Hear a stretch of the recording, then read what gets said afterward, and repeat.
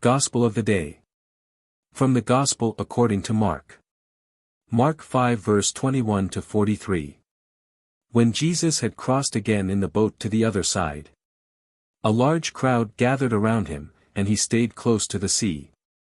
One of the synagogue officials, named Jairus, came forward.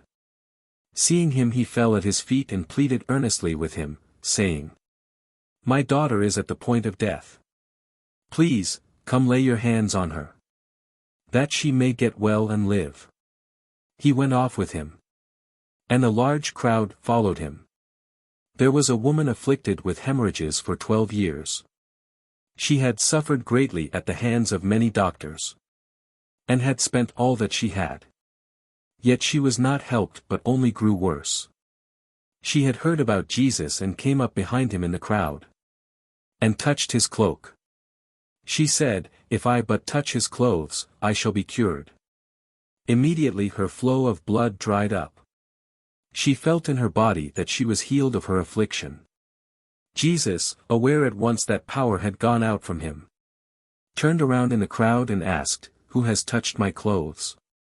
But his disciples said to him, "You see how the crowd is pressing upon you, and yet you ask, 'Who touched me?'" And he looked around to see who had done it. The woman, realizing what had happened to her, approached in fear and trembling. She fell down before Jesus and told him the whole truth.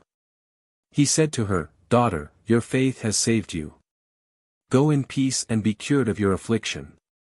While he was still speaking, people from the synagogue official's house arrived and said, "Your daughter has died, why trouble the teacher any longer?" Disregarding the message that was reported, Jesus said to the synagogue official, "Do not be afraid, just have faith." He did not allow anyone to accompany him inside, except Peter, James, and John, the brother of James.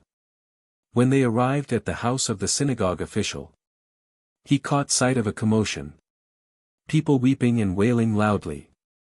So he went in and said to them, "Why this commotion and weeping? The child is not dead but asleep." And they ridiculed him. Then he put them all out. He took along the child's father and mother, and those who were with him, and entered the room where the child was. He took the child by the hand and said to her, "TALITAKUM," which means, "Little girl, I say to you, arise." The girl, a child of 12, arose immediately and walked around. At that they were utterly astounded. He gave strict orders that no one should know this, and said that she should be given something to eat. The Gospel of the Lord.